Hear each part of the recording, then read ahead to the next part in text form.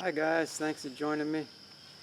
Found some chert here in New Hampshire, which isn't supposed to exist. I mean, maybe you could buy some in a store or find it in a museum, but it's not supposed to be out in the woods where you can just pick it up off the ground.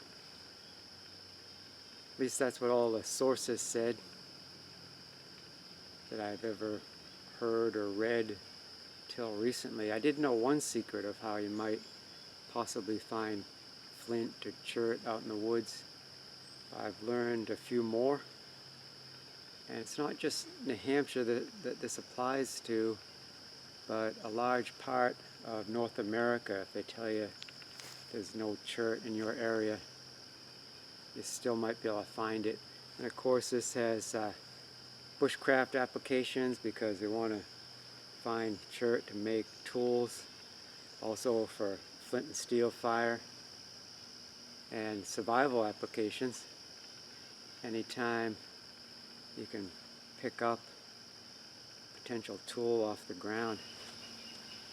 So here's the first piece of chert in this area that I identified. It's brick red, I would say, which I believe is not uncommon. I broke off a piece to make sparks, but even this unnapped edge here, it's very sparky. And this one doesn't look as red, not as smooth looking. I broke it open. There's still that dull color on the inside. But looking at it closely, I can't see grains. I think I can see something that's sparkly in there. I don't know if that's mica or what it is. Very small sparkles.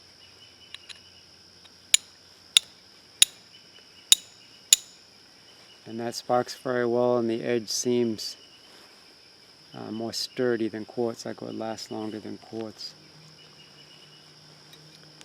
I found this. Could possibly be somebody's lost or discarded gunflint. It's very black and glossy.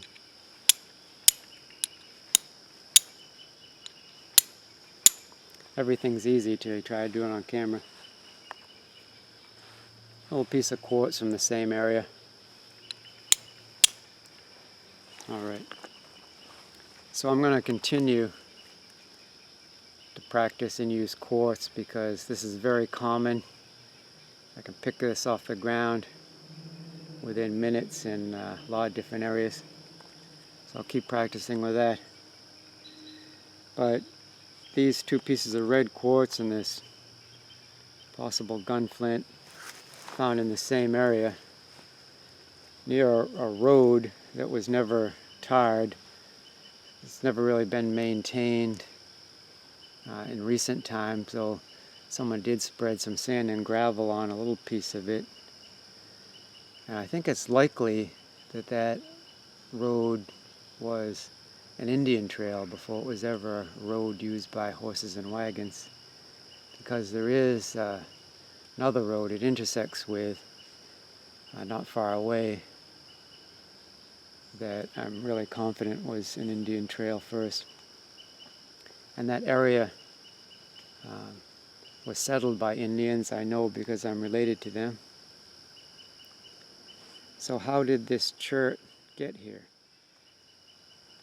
New Hampshire has been scoured for centuries and centuries. It was scoured by glaciers. So if we had limestone, sedimentary rock, it was scoured away by the glaciers. Now it's out in the ocean somewhere, and we're down to granite and in some areas basalt. From what I understand, chert is often found in seams and limestone. And we have no limestone bedrock, so people say no chert, but it's really only true if you say no bedrock chert. Because I told Jay from Vision Quest Outdoors in New Hampshire we were chertless. And he kind of took that as a challenge. He said that he thought he could find some in our creeks. That got me thinking, so I did more research, and I found one geologist that was saying that glaciers moved over New Hampshire for so long and came from so far away, potentially carrying different rocks with them. And because of that, you could find just about any kind of rock in New Hampshire. Again, not a big ledge or not the bedrock, but you might be walking along the trail looking through a creek and find just about any sort of rock. And at the time, he was writing informally.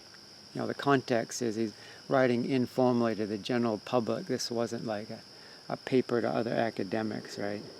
And I don't think it was a hypothesis. I think it was just his general observation that he had found an amazing variety of rocks, and you're liable to find just about anything. So I'm interested in flint and chert, and I can potentially find small pieces here because it's been carried from far away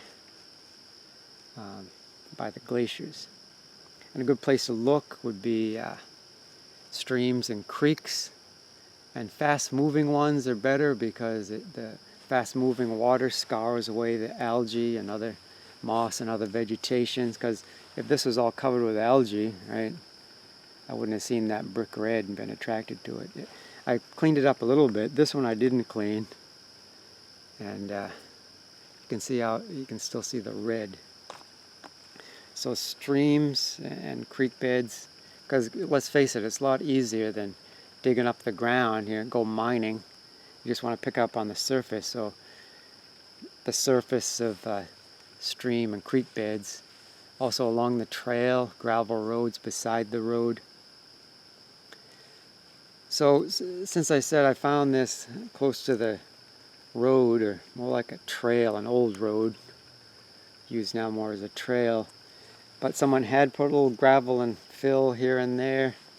Not a lot, but still, this could have come with whatever company brought the fill.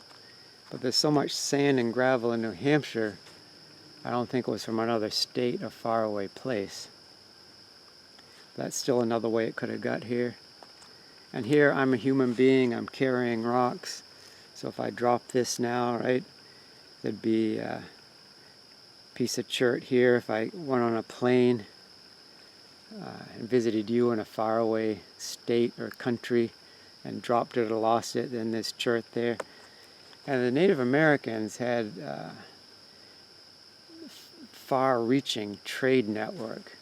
They had extensive trails, and I personally believe more than is generally reported these days, that they got materials from far, far away. But this might have possibly come from Vermont. I'm not sure. I think they have a red chert, or they call it jasper. I'm not sure yet. This is still recent to me. And where I found this Indian settlement, had been for a long, long time, that general area. So one of them could have carried this. Maybe he was going to make a tool out of it. Maybe he'd bought, traded for a larger chunk, and this had too many fractures. He was thinking maybe it was before the flint and steel era. They didn't have steel yet. So his only use was tools, and there's fractures in that. So that's essentially junk, or set it aside. Or it could have been a cache and meant to come back for it and never did. So that's some strategies, even though somebody might say no flint in your area because no limestone. No, they say no flint, no chert. Well, the whole North American continent was populated by tribes since ancient times, and they carried things around. Also, a large part of North America was covered by glaciers. I want to say most of it, right? Am I right in that? Maybe there's different theories, but I think glaciers passed over most of North America, so could be carrying it in your area, right? And also, People had muzzle loaders and before percussion, and even for a long time after percussion and even cartridge technology.